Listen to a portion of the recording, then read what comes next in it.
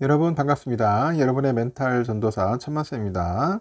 어느새 또 저녁 마지막 시간 방송이 됐네요. 방송이 다가왔네요.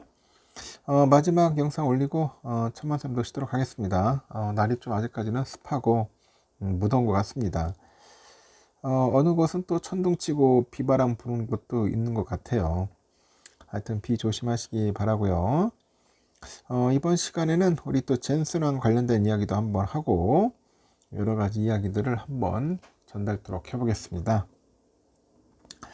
엔비디아가 AI의 그 버블론, 이 버블론과 중국의 자체 AI 칩 개발 등으로 해서 이 주가 조정을 좀 받고 있는데 여기에 또 저가 매수를 노리는 서학개미들이 풀베팅에 나섰다. 풀베팅에 나섰다는 그런 이야기들이 있습니다. 한국예탁결제원에 보면은 지난 2주 동안 국내 투자들이 가장 많이 사들인 해외 주식이 엔비디아입니다. 순매수액이 2억 607만 달러, 우리 돈으로 2,865억이에요. 2,865억.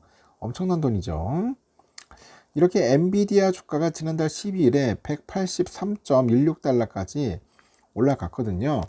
이때 역대 최고가를 경신을 한 이후로 현재 조정 국면에 들어간 상태인데, 이렇게 챗 GPT를 만든 오픈 AI CEO 샘 올트먼이 그 한 매체와의 인터뷰에서 우리는 AI 버블 속에 있다, 그렇게 말을 한 후에 AI 거품론에 이제 불이 막 지펴지면서죠. 이후에 발표된 2분기 실적에서 핵심 사업인 데이터 센터 부문 매출이 시장의 예상치에 미치지 못하다 보니 주가 낙폭이 좀 커졌습니다. 그리고 중국 정부가 자국 기업들에게 엔비디아의 AI 칩 대신 중국 기업이 생산한 칩을 사용하라고 압박한 점도 영향을 좀 미쳤습니다. 현재 엔비디아 주가가 지난 4일 종가 기준 보니까 171.66달러예요. 23만 8천원 꼴 됩니다. 다만 국내 투자들이 이를 저가 매수로 보는 것 같아요. 저가 매수 타이밍으로 보죠. 타이밍으로 보는데 그러면서 매수 규모를 좀 늘리는 것 같습니다. 특히 이달 1일에서 4일에 엔비디아, 브로드컴 등 AI 반도체 기업을 핵심 부품으로 담고 있는 세배 레버리지 상품이 있어요. 이게 순매수 규모 1등이 올랐고, 여기 보니까 쏙슬이죠. 쏙슬. 이 ETF가, 쏙슬 ETF는 IC 반도체 지수 상승률에 이 3배를 추정합니다. 3배. 상당한 고위험이에요. 떨어질 때도 3배, 오를 때도 3배. 이 잘못 투자했다가는 계좌 녹아 내려갑니다. 하락장 맞으면은 반토막 나는 것은 한순간이더라고요. 그리고 이 기간 동안에 이 쏙3 순 매수액이 2억 8,200만 달러 정도 됩니다. 2위 상품의 순매수 규모와 약 3.5배 초에 나가죠. 3.5배 이 정도의 차이가 난다고 하죠. 이렇게 추론 그 시대 도입에 따라서 그 GPU의 사용량은 지속적으로 증가를 하고 있습니다. 최근에 하락세는 실적 발표에서 중국의 수출 우려가 불거졌고 그동안 상승폭이 부담으로 작용했다고 분석을 하는 것 같아요. 이어서 다음 주가 모멘텀으로는 다음 달 27일 미국 워싱턴 GTC에서 진행되는 이 루빈의 세부 사항 발표가 있다고 합니다. 이 루빈은 엔비디아가 블랙엘 울트라 다음으로 만들고 있는 차세대 AI 가속기라고 하니까 상당히 또 기대가 되죠. 하여튼 기대를 많이 하고 있고, 그리고 사람들이 또 엄청나게 사고 있다. 엔비디아를 상당히 좋아하니까 집중적으로 매수하고 있는 것 같습니다. 여러분들도 시간이 되면, 기회가 되면 한번 엔비디아 살펴보시면 좋을 것 같고요. 그리고 또 좀 관심 있는 게 또 뭐냐, 요즘 중국 ETF를 또 관심 많이 갖더라고요. 중국 ETF.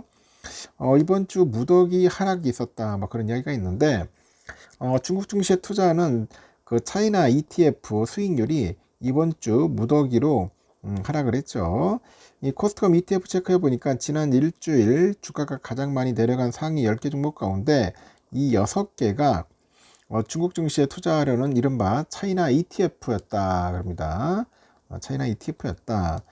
코덱스 차이나 과창판 스타 50을 비롯해서 타이거의 차이나 AI 소프트웨어, 타이거 차이나 반도체 팩트셋, 대부분 다 5%대 빠졌네요. 또 타이거 한중 반도체 합성, 에이스 중국 과창판 스타 50, 코덱스, 한중 반도체 합성, 다양한 게 있는데 대부분 뭐 4점대 후반에서 5%대 하락을 했습니다. 왜 그러냐면 최근에 중국 당국이 이제 과열된 이 증시에 개입할 가능성이 대두되다 보니 현지 증시가 급락한 게 주요 원인이 아니냐 그렇게 보고 있는 것 같아요. 일단 블룸버그에 보니까 중국 정부는 주식시장 급등세에 대한 우려가 커지다 보니 이 공매도 제한 일부 그 완화나 투기적인 거래 제한 등의 방안을 현재 검토하는 것으로 알려져 있습니다. 실제 상해지수가 지난달 25일 3,883.56까지 올라오면서 10년 만에 최고치를 찍었으나 이달 들어서 지난 4일까지 4거래일 연속 하락세를 지속해서 3,700대로 주저앉았습니다. 한편에서는 차이나 ETF의 계류율이 유독 크다는 지적도 있는데 ETF 계류율은 해당 상품이 추정하는 기초 자산의 가치죠. 즉 순자산 가치 INAV라고 하네요. INAV. 이 순자산 가치 대비 시장 가격의 그런 차이를 뜻합니다.